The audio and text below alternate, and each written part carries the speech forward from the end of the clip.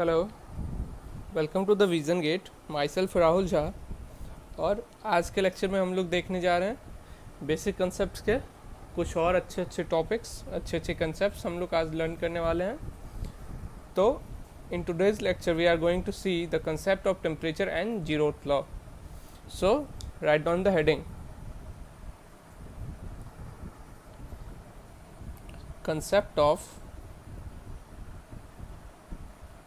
concept of temperature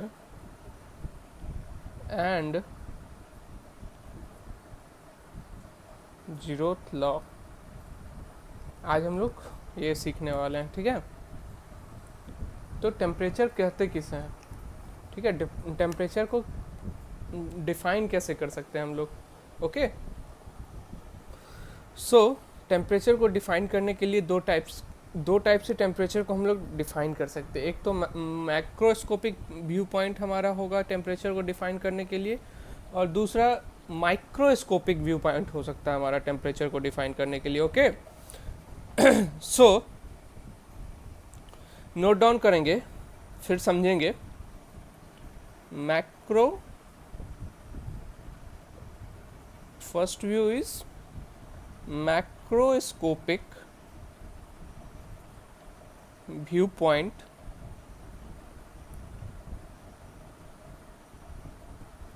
and second one is microscopic viewpoint। और clear कर देंगे हम लोग हमेशा थर्मोडायनेमिक्स में मैक्रोस्कोपिक व्यू पॉइंट पे बात करते हैं। ठीक है, अब मैक्रोस्कोपिक व्यू पॉइंट बताता क्या है, टेम्परेचर क्या है? Temperature is a property by the temperature क्या एक प्रॉपर्टी है। ठीक है, जैसे कि अदर प्रॉपर्टीज होते हैं वैसे ही एक टेम्परेचर सिंपली एक प्रॉपर्टी है बाय द वर्च्यू ऑफ किससे? By the virtue of difference of that property heat flows. ठीक है, और ये जो प्रॉपर्टी है टेम्परेचर का, अगर इन ये प्रॉपर्टी के डिफरेंस से क्या फ्लो होता है? हीट फ्लो होता है। ठीक है, तो हीट कैसे फ्लो होता है? By the virtue of temperature difference. ठीक है, तो मैक्रोस्कोपिक व्यू पॉइंट में नोट डाउन करना है। Temperature is the property. सबसे पहले क्या है टेम्परेचर? टेम्परेचर एक प्रॉपर्टी है। Okay, temperature is a property by the virtue of which by the virtue of the difference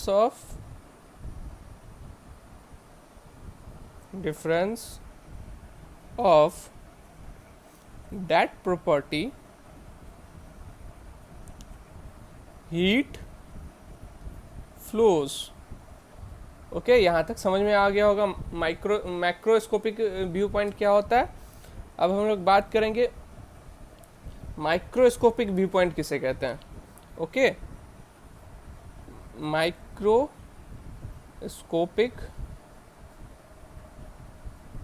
view point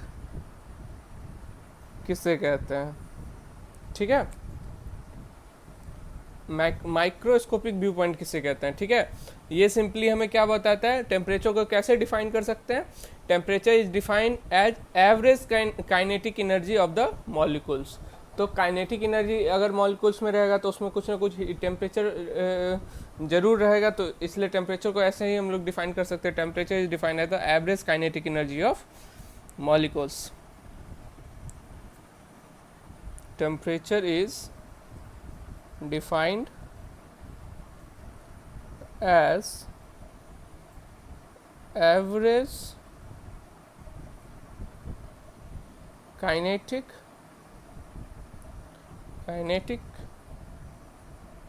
energy of the molecule। Okay, तो ये डिफिनीशन दो type से हम लोग डिफाइन कर सकते हैं टेम्परेचर को। पहला क्या है? मैक्रोस्कोपिक व्यू पॉइंट, एंड दूसरा क्या है? Microscopic view point. दोनों में डिफरेंस समझ में आ गया, और हम लोग हमेशा डील करते हैं मैक्रोस्कोपिक व्यू पॉइंट से। ओके, तो टेम्परेचर को ऐसे हम लोग डिफाइन सकते हैं। नेक्स्ट टॉपिक पे आते हैं, जीरोथ लॉ की बात करेंगे हम लोग अच्छे से, क्योंकि टेम्परेचर मेजरमेंट में जीरोथ लॉ ही इम्पोर्टेंट है। जीरोथ लॉ को हम लोग बेसिक मान के टेम्परेचर मेजरमेंट करते हैं। ओके, तो अब हम लोग बात करेंगे जीरोथ लॉ की।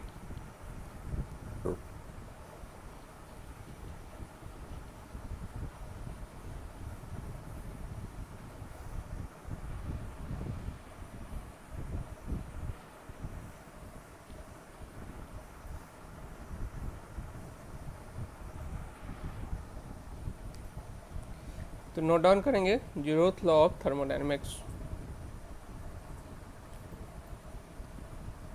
Zeroth law of thermodynamics. Thermodynamics में अच्छे से समझते जाएंगे, कहीं पे कोई भी प्रॉब्लम नहीं आएगा। जैसे जैसे बता रहा हूँ, जैसे जैसे पढ़ा रहा हूँ, एक एक पॉइंट नोट डाउन करते जाइए और एक एक पॉइंट समझते जाएंगे। कंसेप्ट बिल्डअप करना है अपने को, ठीक है। थर्मोडायनामिक्स में अच्छा 10 to 12 मार्क्स जो भी आएगा, गेट हो, अरे थर्मोडायनामिक्स हर एक एग्ज़ाम्स के लिए, मेंस बहुत ज़्यादा इंपॉर्टेंट सब्जेक्ट है हर एक एग्ज़ाम के लिए, चाहे एसएससी जेईई ले लो, गेट्स ले लो, ईएससी ले लो, हर एक में इसका वेटेज ज़्यादा ही रहता है। तो अच्छे से समझो, अच्छे से पढ़ाई करो और कहीं कोई प्रॉब्लम नहीं आएगा। कोई भी प्रॉब्लम आए तो आप लोग कमेंट सेक्शन में डालें, ठीक है। तो जीरोथ लॉ ऑफ थर्मोडायनामिक्स की हम लोग बात कर रहे थे। तो जीरोथ लॉ ऑफ थर्मोडायनामिक्स पहले, अच्छा चलो पहले इसका समझ लो कहता क्या है, ठीक है। तो मान लो एक रेफरेंस बॉडी है, यहाँ पे डायग्राम ड्रॉ कर रहे हैं। एक रेफरेंस बॉडी है, लेट सपोज, जिसको हमने नाम दिया बी, ठीक है। अब इस रेफरेंस बॉडी के कांटेक्ट में ए है और ए थर्मली इक्विलिब्रियम बी के साथ है, ठीक है। मैंने सबसे फर्स्ट डे ही बताया था थर्मली इक्विलिब्रियम क्या होता है, कैसे होता है, ठीक है। अब दूसरा एक बॉडी है सी, जो कि थर्मली इक्विलिब्रियम है बी के साथ। ए भी थर्मली इक्विलिब्रियम है बी के साथ और सी भी थर्मली इक्विलिब्रियम है बी के साथ। तो जीरोथ लॉ ऑफ थर्मोडायनामिक्स क्या कह रहा है, अगर दो अलग अलग बॉडी किसी एक रेफरेंस बॉडी के साथ थर्मली इक्विलिब्रियम है, तो वो दो बॉडी भी आपस में थर्मली इक्विलिब्रियम में होंगे। सिंपल, आसान भाषा में समझना। और ए बी के साथ थर्मली इक्विलिब्रियम है, सी बी के साथ थर्मली इक्विलिब्रियम है, तो ए एंड सी भी थर्मली इक्विलिब्रियम में होंगे, ओके। तो नोट डाउन करेंगे इसका definition.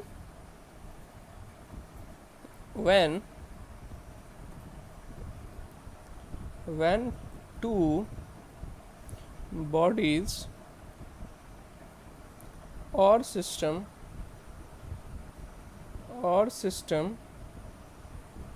are in thermal equilibrium with third bodies, ठीक है। when two body or system are in thermal equilibrium with third bodies, ठीक है, then they are in thermal equilibrium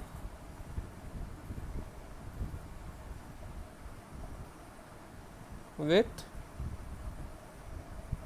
each other, okay. तो वो एक दूसरे के आपस में भी थर्मल इक्विलिब्रियम होंगे, ओके। अब हम लोग बात करेंगे यहाँ तक जीरो लॉ ऑफ एकदम समझ में आ गया होगा। जीरोथ लॉ ऑफ थर्मोडायनामिक्स क्या कहता है, और ए बी के साथ थर्मल इक्विलिब्रियम है, सी बहुत आसान भाषा में समझना, ज़्यादा लोड नहीं लेना है, ठीक है। अगर ए बी के साथ थर्मल इक्विलिब्रियम, सी बी के साथ थर्मल इक्विलिब्रियम, तो ए एंड बी भी, then A and B will be in thermal equilibrium, okay. अब एक बहुत इंपॉर्टेंट पॉइंट है, नोट डाउन करके लिखना, नोट बना के लिखना है। इस इम्पोर्टेंट पॉइंट को नोट करके डालो।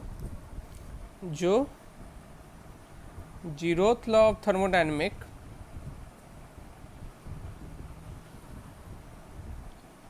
Zeroth law of thermodynamics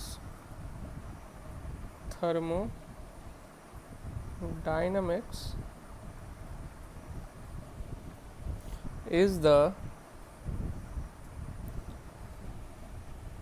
basic is the basis of temperature measurement.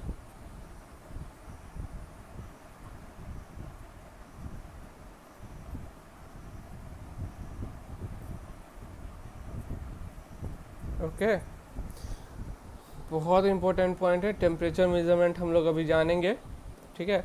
आगे सीखेंगे क्या दो टाइप्स के टेम्परेचर में कैसे हम लोग करते हैं अभी। तो उस सब का बेसिक्स क्या है, बेसिस क्या है, उस सब का बेसिस है जीरोथ लॉ ऑफ थर्मोडाइनमिक्स को। ये एक मार्क्स में काफ़ी बार आ जाता है, ठीक है।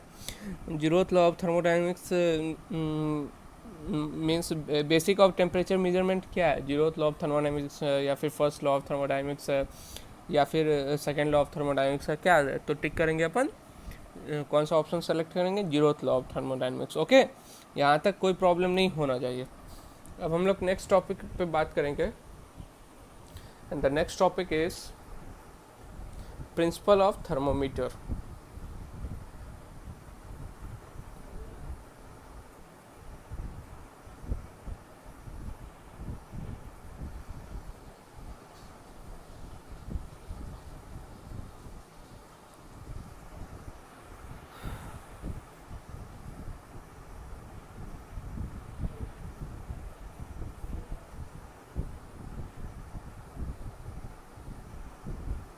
Next topic is principle of thermometer.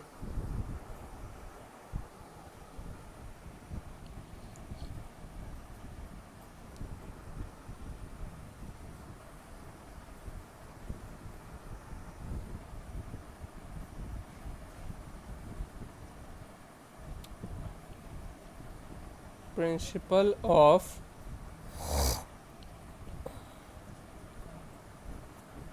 thermometry.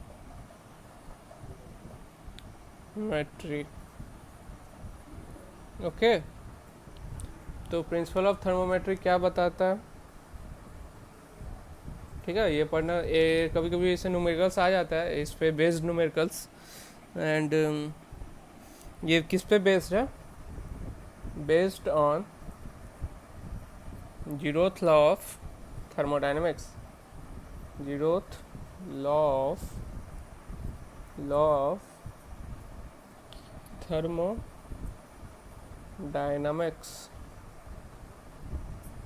Okay, तो प्रिंसिपल ऑफ थर्मोमीटर क्या बताता है ना, प्रिंसिपल ऑफ थर्मोमीटर बताता है इन थर्मोमीटर, ठीक है। अगर थर्मोमीटर की हम लोग बात करें, अगर कोई प्रॉपर्टी, ध्यान से सुनना फिर नोट डाउन करेंगे, अगर थर्मोमीटर की हम लोग बात कर रहे हैं तो अगर कोई प्रॉपर्टी टेम्परेचर के साथ वैरी कर रहा है तो उस प्रॉपर्टी को सबसे पहले हम लोग फाइंड कर लेते हैं, ठीक है। और उस प्रॉपर्टी की मदद से अननोन टेम्परेचर को फाइंड करते हैं, ठीक है। समझ में आ गया, फिर से सुनो। थर्मोमीटर में जो प्रॉपर्टी टेम्परेचर के साथ वैरी करता है उस प्रॉपर्टी को हम लोग पहले फाइंड करते हैं, और उसके मदद से, हेल्प से जो भी प्रॉपर्टी अननोन्स होता है टेम्परेचर, उसके हेल्प से जो भी अननोन टेम्परेचर होता है उसको फाइंड किया जा सकता है, ठीक है। तो और ये जो property which helps in finding the temperature is known as thermometric property. Okay, तो नोट डाउन करके अपन लिख भी सकते हैं, इस टर्म को सही याद रहेगा आप लोगों को। सो क्या है, इन thermometry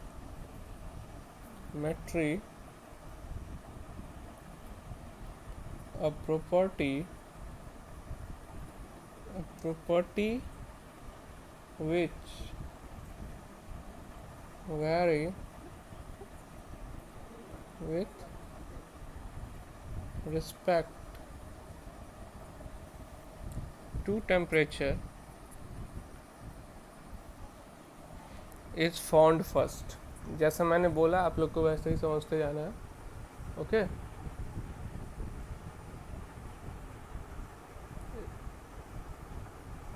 is found first is found first. Okay,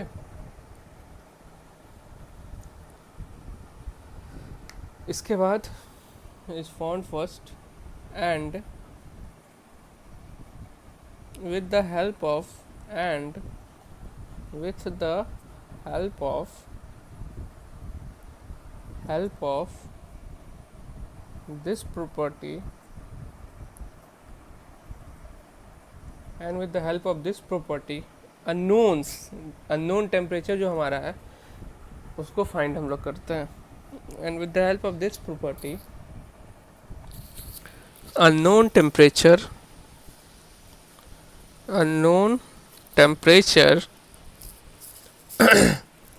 can be found। यहाँ तक कोई प्रॉब्लम नहीं होना चाहिए। और the property which help in finding the temperature, उस प्रॉपर्टी को क्या बोलते हैं? Thermometric property. एक पॉइंट और बना लो, द प्रॉपर्टी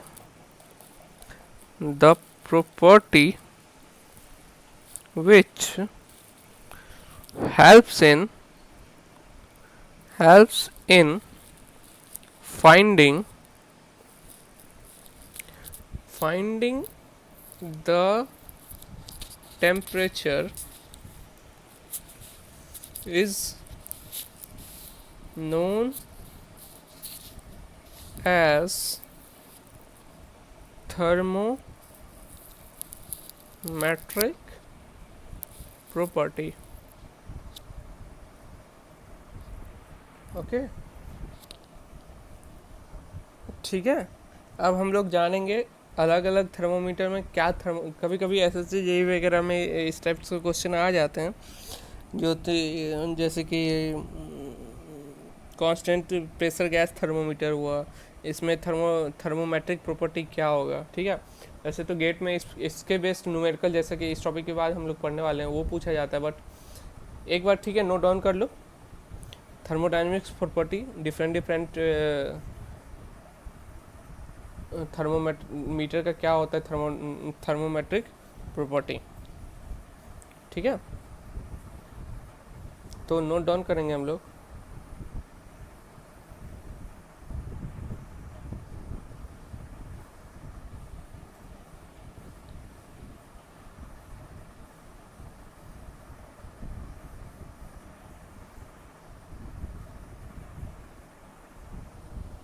नोट डाउन करना और जल्दी जल्दी समझना है, जल्दी जल्दी आगे बढ़ते जाना है अपने को, ठीक है। पूरा सिलेबस कंप्लीट करना है, थर्मोमीटर एकदम अच्छे से, 1 मार्क्स का छूटना नहीं चाहिए गेट में, ठीक है। तो टाइप्स ऑफ थर्मोमीटर एक बॉक्स बना के अपन लिख सकते हैं, types of thermometer, okay, and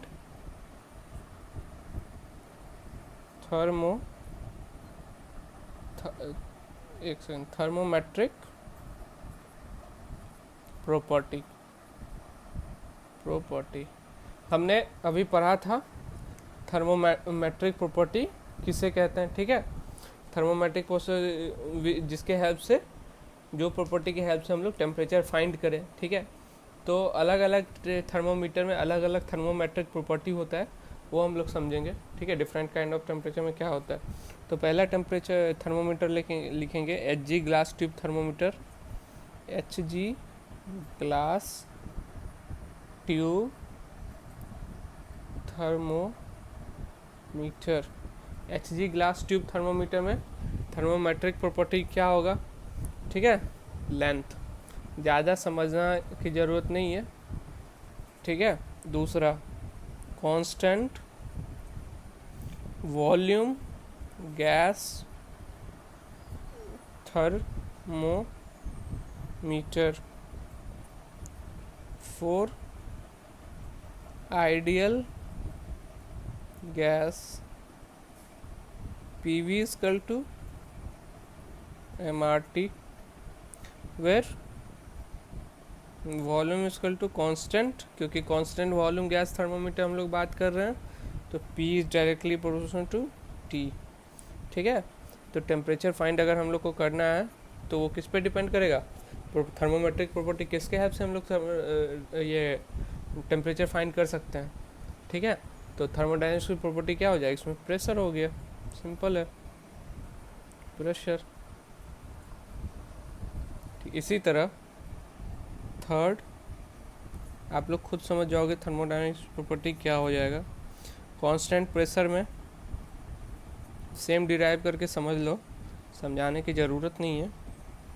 constant pressure gas thermometer में वॉल्यूम इज डायरेक्टली टेम्परेचर। तो टेम्परेचर फाइंड करने के लिए किसका मदद हमें मिले, किसका मदद चाहिए, वॉल्यूम की। तो थर्मोमेट्रिक प्रॉपर्टी क्या हो जाएगा, वॉल्यूम। ओके, यहाँ तक समझ में आ गया होगा, ठीक है। नेक्स्ट पॉइंट इज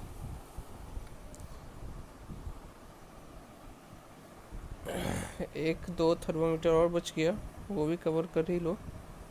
एग्ज़ाम्स में कुछ भी आ सकता है अपने को, ठीक है।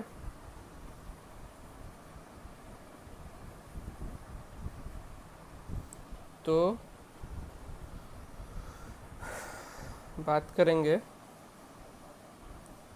हम लोग कुछ और थर्मोमीटर की, और उसमें समझेंगे उसका थर्मोमेट्रिक प्रॉपर्टीज़ क्या होगा, ठीक है। तो next is fourth number is thermistor, एक व्हीट स्टोन ग्रीस टाइप का जिसमें रहता है।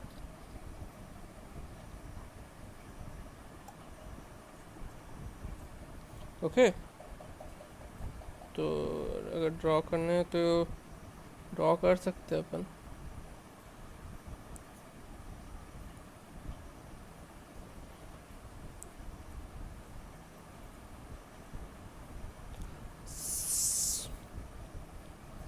इसका अगला वाला टॉपिक इम्पोर्टेंट है, उससे गेट में काफ़ी बार न्यूमेरिकल्स आ जाते हैं। तो थर्मिस्टर का R1 R4 R2 R3,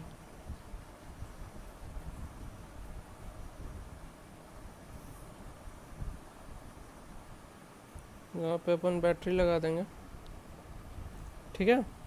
और अपन एक रिलेशन बचपन में भी जानते होंगे कि R1 by R2 is equal to R4 by R3, ठीक है। तो इसमें थर्मोमेट्रिक प्रॉपर्टी क्या हो जाता है, इलेक्ट्रिक रेजिस्टेंस की मदद से हम लोग टेम्परेचर मेज़र कर सकते हैं। ये सब SSC JEE टाइप्स और कभी कभी IAS वगैरह में पूछ लिया जाता है। Electric register, electric register, okay. अब एक दो थर्मोमीटर और है। Fifth one is thermocouple,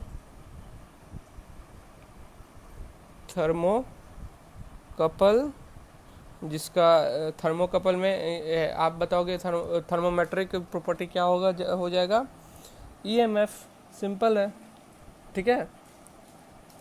and उसके बाद आता है पायरोमीटर, उसका थर्मोमेट्रिक प्रॉपर्टी क्या हो जाती है, इंटेंसिटी ऑफ रेडिएशन। तो नोट डाउन बस करना है और थोड़ा सा ध्यान में रखना है। थर्मोकपल का थर्मोमेट्रिक प्रॉपर्टीज़ क्या हो जाती है, EMF। And last one is pyrometer,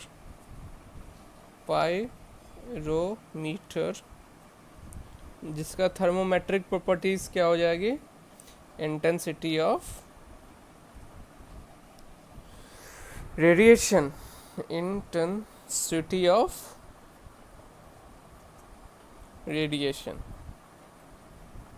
okay, ये टॉपिक कंप्लीट हो गया यहाँ पे, टाइप्स ऑफ थर्मोमीटर और थर्मोमेट्रिक प्रॉपर्टीज़। और हमने ये भी समझा अभी तक थर्मोमेट्रिक प्रॉपर्टीज़ किसे कहते हैं, टेम्परेचर का डेफिनेशन क्या होता है, प्रिंसिपल ऑफ थर्मोमीटर क्या होता है, ठीक है।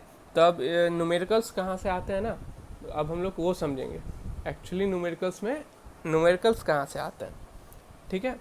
तो न्यूमेरिकल के लिए दो टाइप के मेथड होते हैं थर्मोमीटर के मेजरमेंट के लिए। उस पर हम लोग थोड़ी सी बात करेंगे, ओके। और न्यूमेरिकल सॉल्विंग समझेंगे।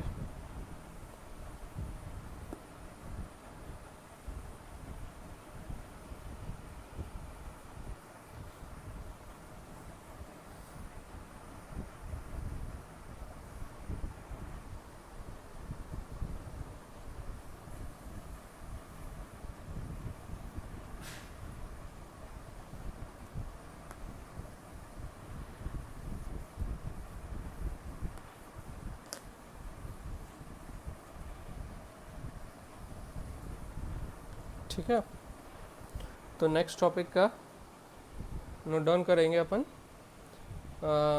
नेक्स्ट टॉपिक है method of temperature measurement. Temperature measurement के लिए क्या मेथड्स होते हैं, ठीक है, तो नोट डाउन करेंगे।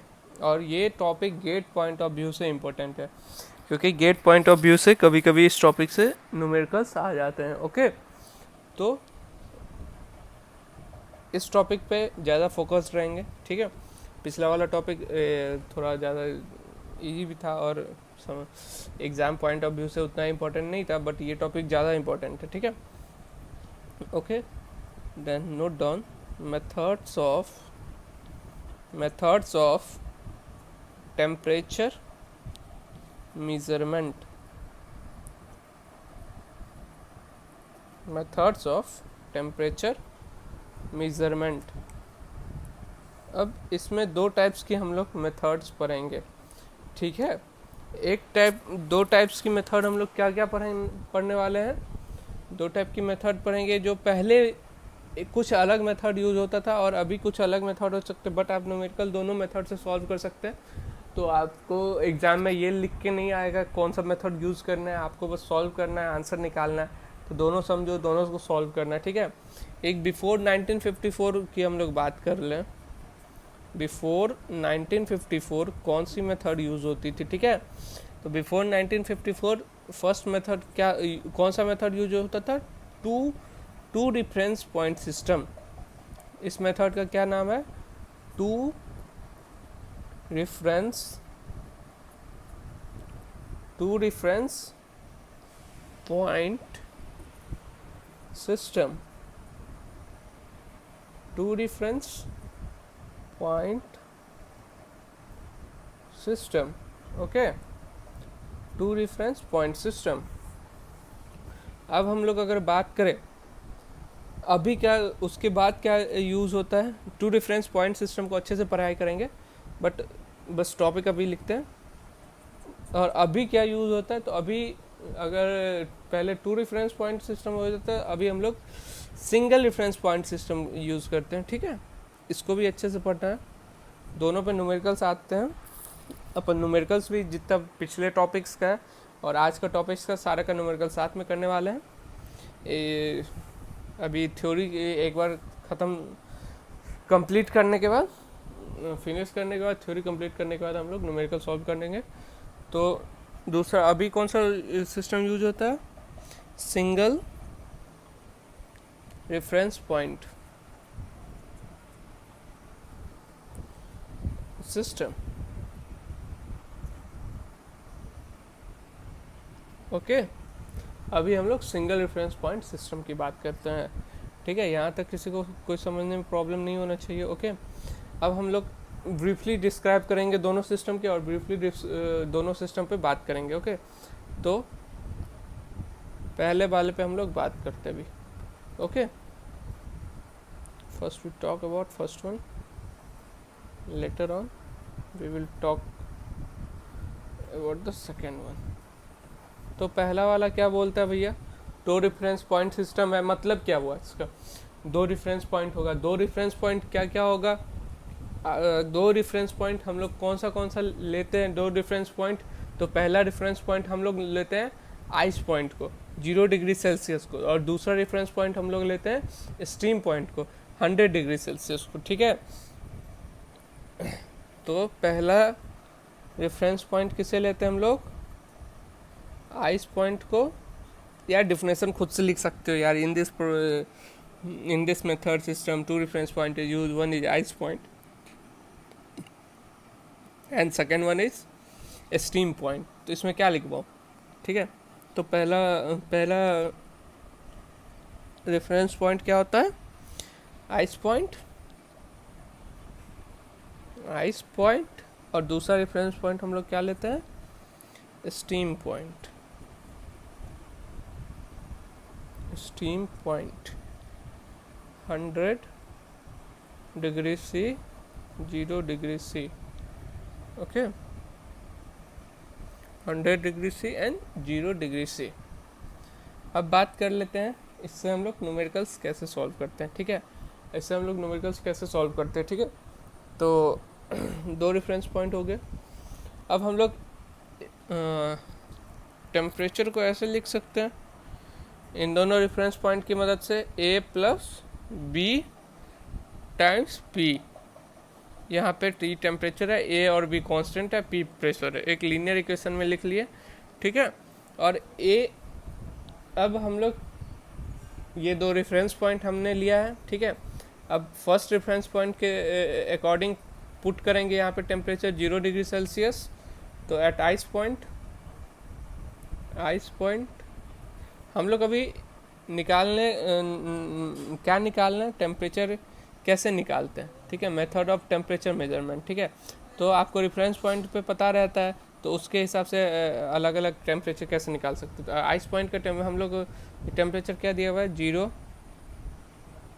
Is equal to A plus B P at ice point, ठीक है। ऐसे ही स्टीम पॉइंट पे क्या हो जाएगा, इसको फर्स्ट लेट सपोज फर्स्ट मानेंगे, ऐसे ही स्टीम पॉइंट का क्या हो जाएगा, 100 equal to A plus B P at steam point. अगर इसको सॉल्व करेंगे तो यहाँ से हम लोग को A तो कैंसिल हो जाएगा, तो B हम लोग यहाँ से इजीली ऑब्टेन कर पाएंगे। तो B का वैल्यू क्या आएगा, B equal to 100 upon P S minus P I, okay. P at steam point and P at initial point, और पी एस और स्टीम और इनिशियल पॉइंट हमें मालूम होता है, ठीक है। तो अब ऐसे ही करके, ठीक है, हम लोग को अगर बी मालूम हो गया तो बी को सब्स्टिट्यूट करके किसी भी इक्वेशन में हम लोग ए मालूम कर सकते हैं, ठीक है। तो यहाँ से सब्स्टिट्यूट करेंगे तो ए क्या आ जाएगा, ए का वैल्यू आ जाता है minus times of 100 P I upon P S minus P आई, ठीक है। अब A और B का हमें वैल्यू मालूम हो गया। अब A और B का जो हमारा पहला इक्वेशन था A और B, उसमें पुट करेंगे।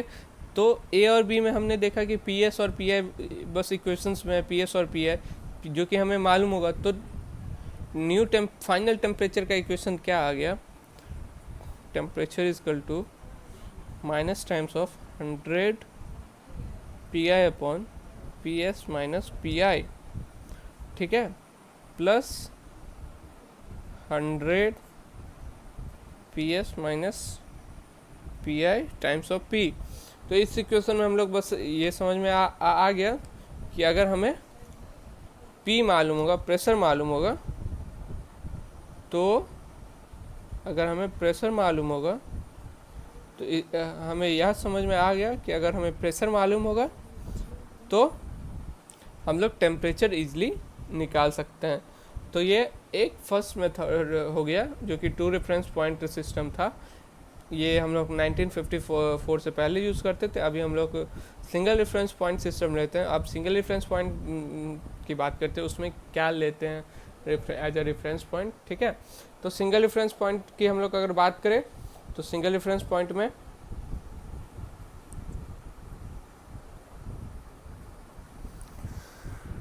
ठीक है, आज के क्लास में हम लोग ये कंप्लीट करके वर्क एंड हीट स्टार्ट कर देंगे और थोड़ा सा बेसिक समझेंगे, और नेक्स्ट वीडियो से न्यूमेरिकल और ये साथ साथ चलेगा अपना, ठीक है।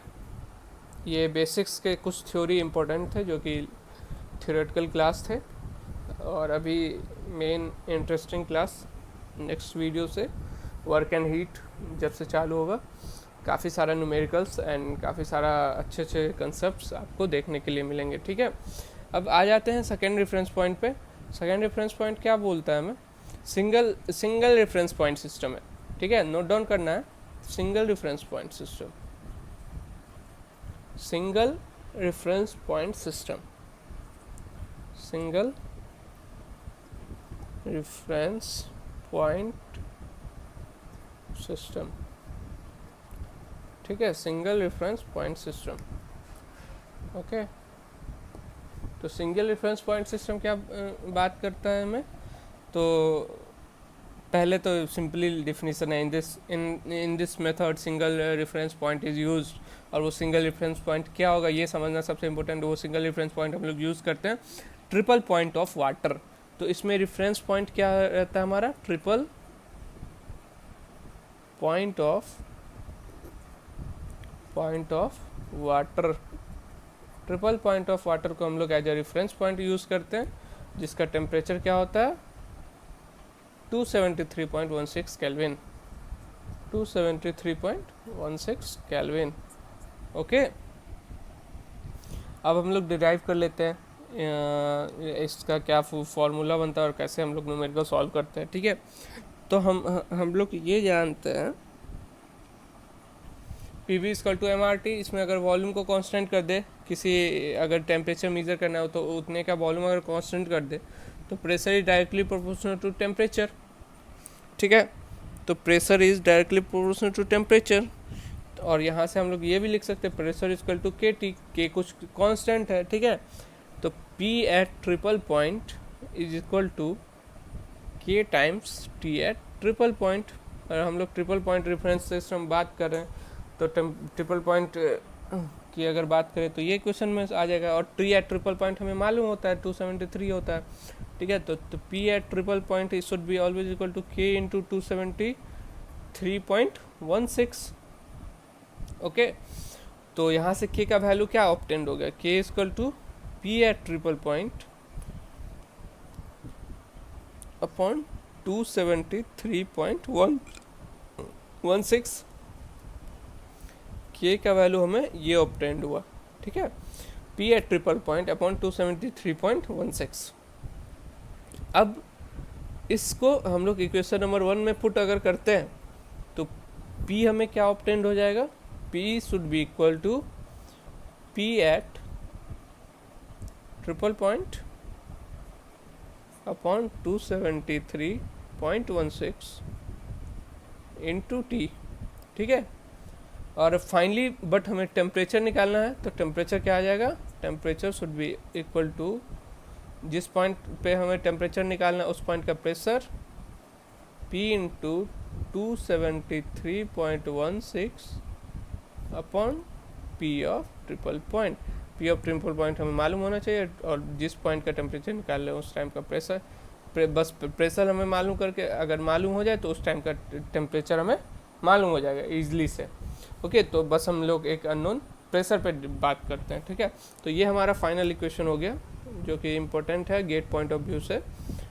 ठीक है, और जो हमने पिछले डिराइव किया था 2 पॉइंट रेफरेंस सिस्टम में, उसमें जो फाइनल टेम्परेचर का डेरिवेशन आया था वो इम्पोर्टेंट है हमारे गेट पॉइंट ऑफ व्यू से। दोनों डेरिवेशन को अच्छे से समझेंगे और फाइनल रिजल्ट्स को ध्यान में रखना है, क्योंकि न्यूमेरिकल्स इस फॉर्मूले से बनेगा।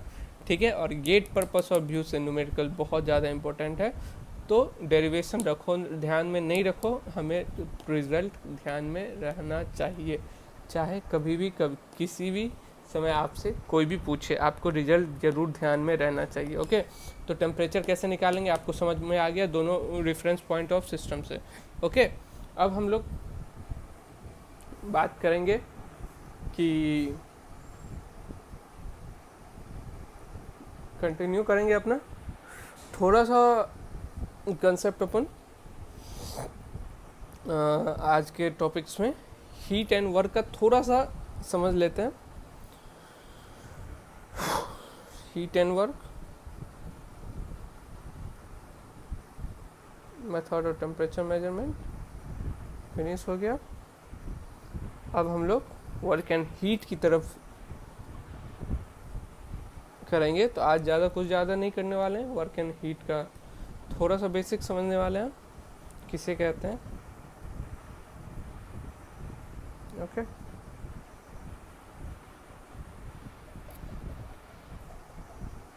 तो इस वीडियो में हम लोग समझेंगे actually work and B heat का बेसिक्स और बेसिक्स। और जब भी हम लोग वर्क और हीट की बात कर रहे हैं तो इसका डायरेक्ट मतलब क्या, हमारा कौन सा टॉपिक चालू हो गया, first law of thermodynamics. First law of thermodynamics चालू हो गया और फर्स्ट लॉ ऑफ थर्मोडायनेमिक्स बहुत ही इंटरेस्टिंग है, बहुत ही इंपॉर्टेंट है। अगर आप थर्मोडायनेमिक्स सीख रहे हैं तो फर्स्ट लॉ ऑफ थर्मोडायनेमिक्स अच्छे से समझिए, बेसिक्स है। सेकेंड लॉ से, सेकेंड लॉ भी इंपॉर्टेंट है but first law of thermodynamics ज़्यादा इंपॉर्टेंट है। ओके, तो first law of thermodynamics I think हमें नेक्स्ट लेक्चर में first law of thermodynamics cover करना चाहिए, क्योंकि एक कंप्लीट लेक्चर में रहेगा फर्स्ट लॉ ऑफ थर्मोडायनेमिक्स तो ज़्यादा अच्छा रहेगा।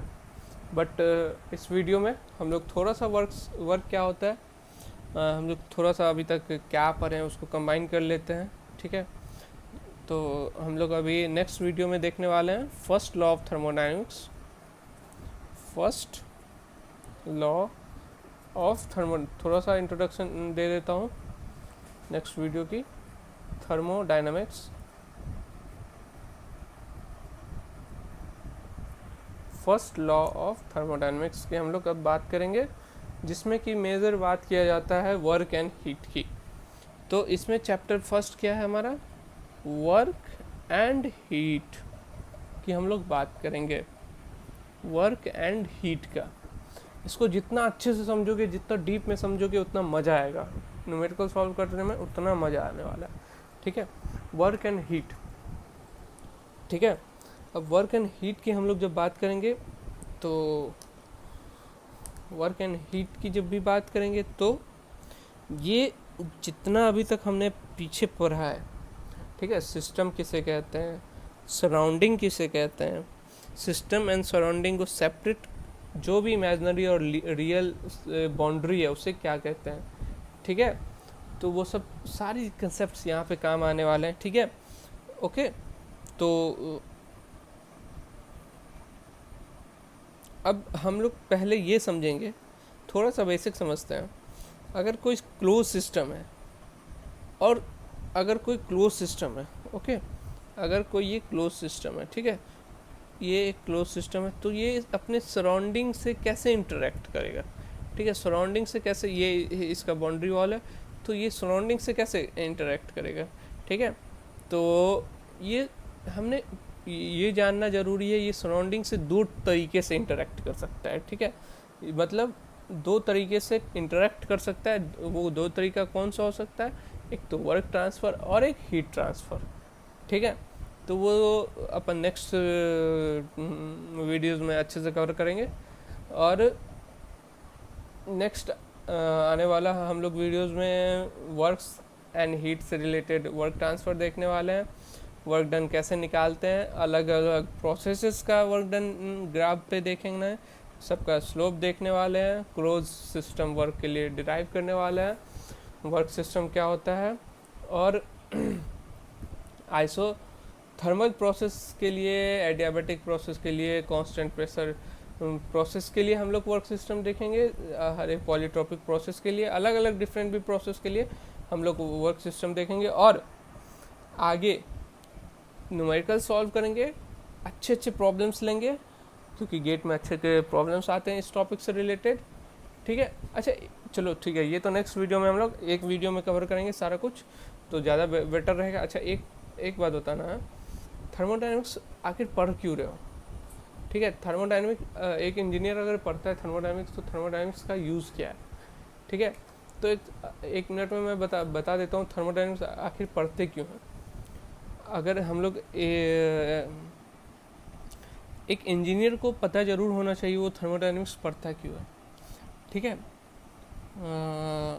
पहला रीज़न, किसी को भी पूछ दो यार थर्मोडायनेमिक्स चलो इतना पढ़ लिए, फर्स्ट लॉ पढ़ लिया, अभी तक ही पढ़ लिए क्या, बट इसका यूज़ हम लोग क्या कहाँ कर सकते हैं। ठीक है, तो इसका यूज़ अगर हमें पहला, तो सबसे पहला यूज़ इसका होता है अगर हमें कहीं पे पता करना है कोई भी सिस्टम पॉसिबल है या नहीं है, तो वो थर्मोडायनेमिक्स का यूज़ कर देगा।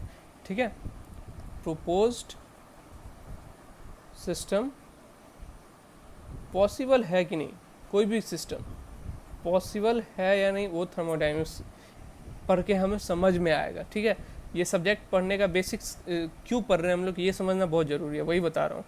पॉसिबल है, ठीक है। अगर ये पॉसिबल है, ठीक है, अगर ये पॉसिबल है, दूसरा रीज़न, अगर ये थर्मोडाइनमिक्स पढ़ने का रीज़न अगर ये पॉसिबल है तो आखिर किस एक्सटेंट तक पॉसिबल है, at what extent, at what extent, ये किस एक्सटेंट तक पॉसिबल है, ठीक है। और ठीक है, चलो अगर पॉसिबल है, किस एक्सटेंट तक हमें पॉसिबल पता भी चला, तो तीसरा सबसे ज़्यादा पढ़ने का क्या ज़रूरत है। अगर किसी भी प्रोसेस को हम लोग करना है तो प्रपोज सिस्टम अगर करना है तो उसमें गवर्निंग पैरामीटर्स क्या क्या है, ठीक है। ये सब पॉइंट थर्मोडायनेमिक्स पढ़ने क्यों पढ़ना है ये बताता है हमें। इस थर्मोडायनेमिक्स पढ़ के सीखेंगे क्या एक्चुअली में, लाइफ में काम क्या आएगा, ठीक है। तो गवर्निंग पैरामीटर्स बताएगा हमें thermodynamics, what are the governing parameters of the propose system, governing parameters, okay. और उसके बाद चौथा पॉइंट सबसे, इसमें एनर्जी, मिनिमम एनर्जी इनपुट कितना लगने वाला है, ठीक है। ये सारा चीज़ हम लोग आगे सेकेंड लॉ थर्ड लॉ में पढ़ने वाले हैं, ठीक है। मिनिमम एनर्जी इनपुट कितना लगने वाला है, ठीक है। और अगर हम लोग एनर्जी अगर दे रहे हैं तो हम लोग एनर्जी मैक्सिमम वर्क आउटपुट का भी बात कर लेते हैं, ठीक है। तो हम लोग अगर एनर्जी दे रहे हैं तो वर्क आउटपुट का भी बात कर लेते हैं। What are the maximum work output, अगर हम लोग एनर्जी कुछ खर्चा कर रहे हैं तो उससे भाई कितना वर्क आएगा ये तो जानोगे ना। What is the maximum work output, maximum work output. अच्छा, चौथा पॉइंट में हमने क्या बात किया था, एनर्जी इनपुट, एनर्जी इनपुट। और पांचवा पॉइंट क्या हो जाएगा, fifth one is maximum work output, maximum work output. Maximum work output क्या हो सकता है किसी भी प्रपोज सिस्टम का, ठीक है। और मोस्ट इम्पोर्टेंट, थर्मोडायनेमिक्स इसलिए पढ़ा जाता है, किसी भी प्रपोज सिस्टम का अगर कोई सिस्टम है, ठीक है, अगर कोई सिस्टम तो उस सिस्टम का एफिशिएंसी कितना तक पॉसिबल है, मैक्सिमम पॉसिबल एफिशिएंसी, ठीक है। मैक्सिमम, अगर कोई सब्जेक्ट पढ़ने से पहले मेरे ख्याल से ये समझ में अगर हमें आ रहा है कि उस सब्जेक्ट हम लोग पढ़ क्यों रहे, तो और इंटरेस्टिंग बन जाएगा सब्जेक्ट को कवर करने में, ठीक है। तो maximum possible efficiency, maximum possible efficiency,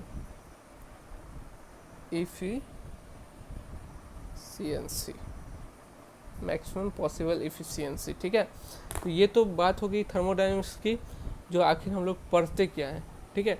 ये सारा जो, अगर आपके दिमाग में ये क्वेश्चन आ रहा है किसी भी सिस्टम को देख के, अगर इस सिस्टम का एफिशिएंसी क्या है, अगर आपके दिमाग में आ रहा है कितना वर्क आउटपुट ये सिस्टम अगर हम लगाने वाले हैं, कहीं भी प्लांट में सेटअप करने वाले हैं, आप course complete, okay, power shut down issue. So आज के वीडियो को यहीं पे कंप्लीट करते हैं, next video work and heat पे हम लोग आगे करेंगे। Thanks you.